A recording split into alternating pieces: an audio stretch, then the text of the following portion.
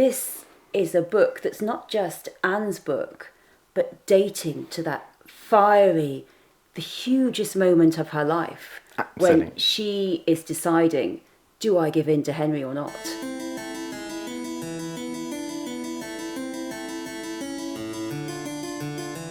Owen, this here is Anne Boleyn's actual Book of Hours.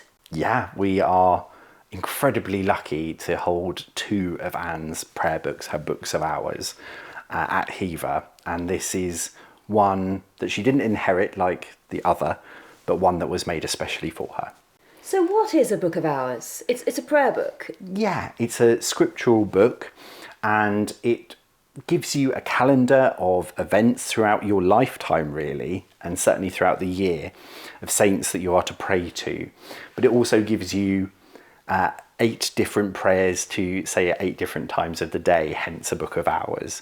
So it governs not only your calendar year, but also your prayer rituals, if you were, that will govern your day as well. And you've got a whole list of feasts at the front of the book. Absolutely. So yeah, right at the front of the book, we've got a calendar of feast days. Right, and so this tells you all the days of feasting and prayers. And throughout the book, it's got prayers in it, and it's got these beautiful illustrations. Absolutely. So this is a printed Book of Hours, but it does contain these absolutely exquisite... I mean, it's incredible. I mean, just look at the colours there, the gold and the red. I mean, this is such a beautiful thing to look at. It really is. Such colour. This is a Rolls Royce of its day. Now we cherish the manuscript because of the work that went into it, being handwritten. But in Anne's time, printing was a real novelty. And this is printed in emulation of manuscript, so it looks handwritten. But actually, this made it much easier to create. So this is the cutting edge of prayer books. It would have been quite expensive, wouldn't it? Hugely expensive. Although you're saving on the labour of having to handwrite a book, it's the best that you can offer. So it's hand-coloured. It's also printed on vellum. And it has beautiful gilded edges to it. So there's shell gold throughout this book. It's a really wonderful thing. It's a status symbol. You'd buy your book from a bookshop, you'd order it. She would have ordered this book and made it to order. And how many books of hours would your average wealthy woman have owned? Quite a number. As for Anne Boleyn, she is attached to 3 extant books that survive today. 2 that we have, and another which is held in the British Library. So we think she likely inherited her first one, perhaps from her mother or grandmother, because it was created in 1450. But this was hers, created for her. So she would have had actual input into what prayers she wanted there, what illustration she wanted there. This was her measure to order prayer book. Yeah, it's a reflection of her, I think. And my wonderful colleague, Kate McCaffrey, who's our castle historian here, has done some really fascinating research. We know that Catherine of Aragon had a book from this very batch, but that Anne's is the more highly decorated of the 2. Anne gets the good one. It's incredible.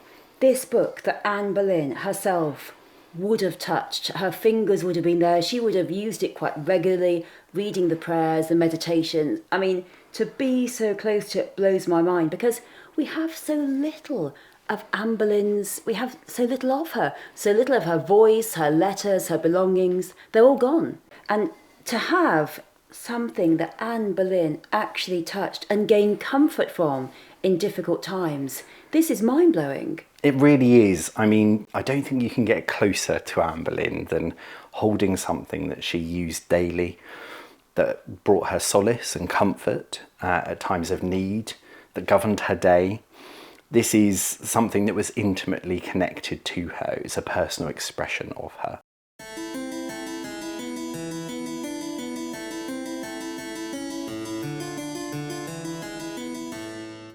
She would have carried it around with her, a bit like a handbag. Totally. Yeah, this would have been with her at the good times and the bad. And we forget how important religion was to people in the 16th century.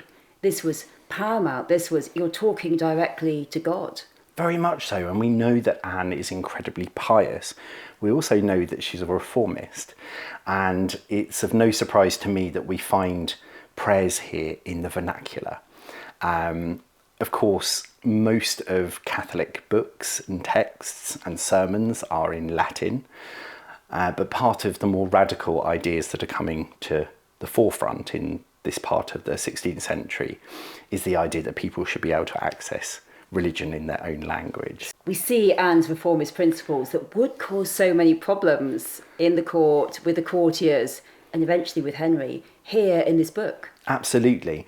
People are often surprised that she owns what is traditionally thought of as a Catholic prayer book, but people forget that reformists needed to understand the thing that they wanted to reform.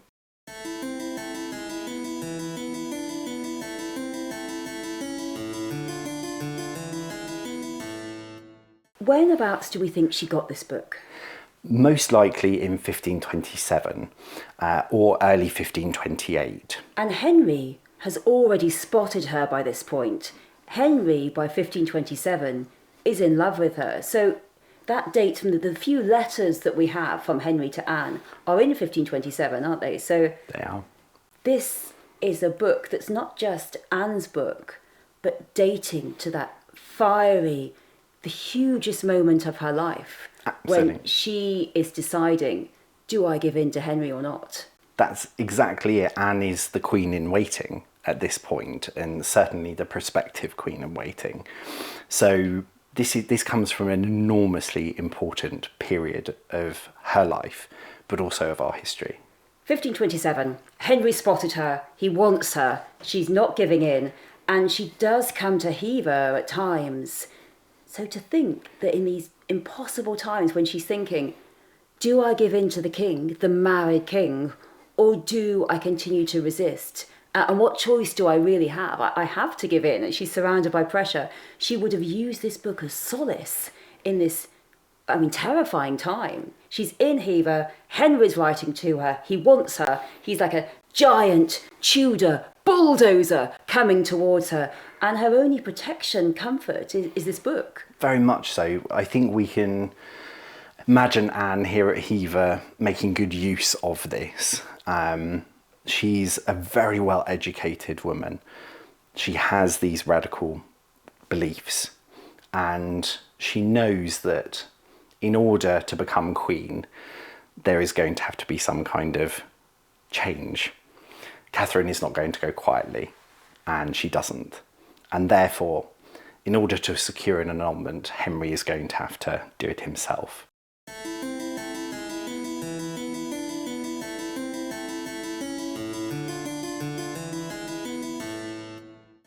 And what else is incredible is that there's actually Anne's writing in here, isn't there? Yeah, very few instances of Anne's handwriting survive. We don't have her letters writing back to Henry. We've got him writing to her, but we don't know what she wrote back. No, we've got a handful of letters that she wrote to courtiers. They generally date her time as queen. But we are more business letters. Exactly, but You've got her handwriting. We do. And here it is. That's Anne Boleyn's actual handwriting. It is. And she wrote on the book, so I suppose it's like you just write your little commentary and your thoughts. Why would you write on your book of hours? So there are a number of reasons that you would. It might be to mark a marriage. It might be to compel the person that you're gifting the book to remember them.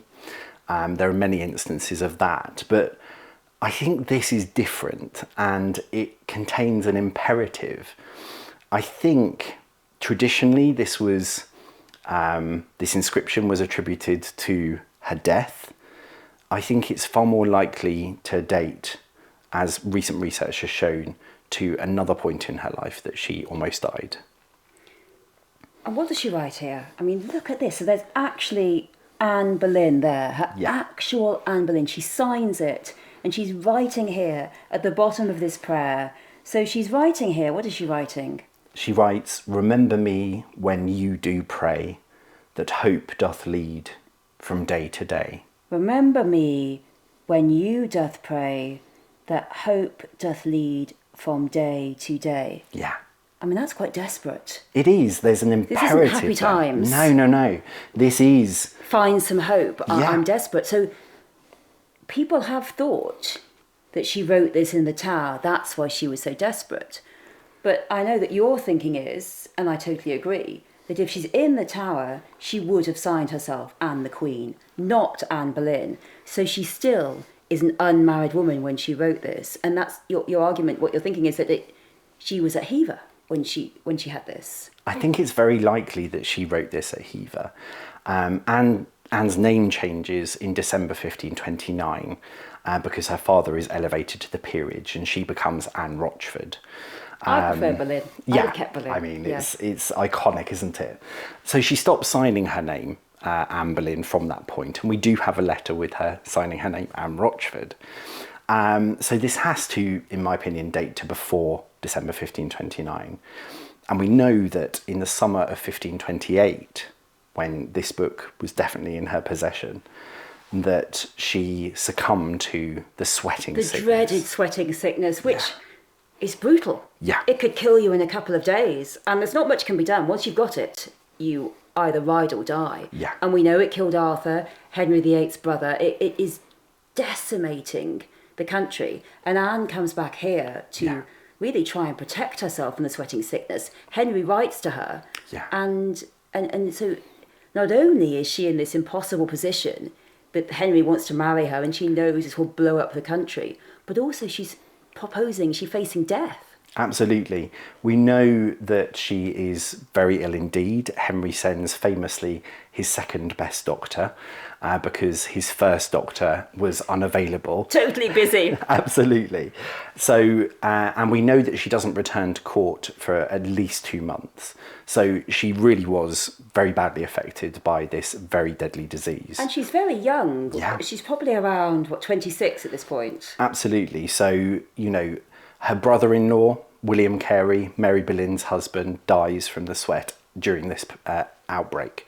So it's life or death. And I think the imperative here, remember me when you do pray, may speak to that period where Anne actually thought she was dying. And weren't you actually, paradoxically, more likely to die of the sweating sickness if you were young? Yeah, it carried off people within 24 hours, generally. A terrifying disease, and one that Henry was very, very scared of. And of all the letters that survive from Henry to Anne, this is the messiest one. You can see his concern in that handwriting. There came to me suddenly in the night the most afflicting news that could have arrived. The first to hear of the sickness of my mistress, whom I esteem more than all the world, and whose health I desire as I do my own, so that I would gladly bear half your illness to make you well. I totally agree. I just don't think that if this was in the Tower, she would have signed herself Anne Boleyn. She believed she was the Queen until the last moment. She died knowing that she was the Queen. She was the Queen in her viewpoint. And so this is incredible. Remember me. I mean, that's what she's writing. Yeah. She's praying, she's begging, remember me, because she's facing death. So, I mean, this is just amazing. To be so close to Anne's actual pages, what she would have wanted to have, that she would have written in there at this most terrifying juncture of her life. This is Anne in a book. It really is. This is Anne, her personality, her words, her voice. This book even contains her DNA. And what strikes me so much about this book is that it shows us how history could go either way. She could have died, and that would be the end of Anne Boleyn, and maybe Henry would never have divorced. Or she could have chosen against it, but this book has us at this juncture in which Anne's survival, Anne's decision changed all of history. It really did.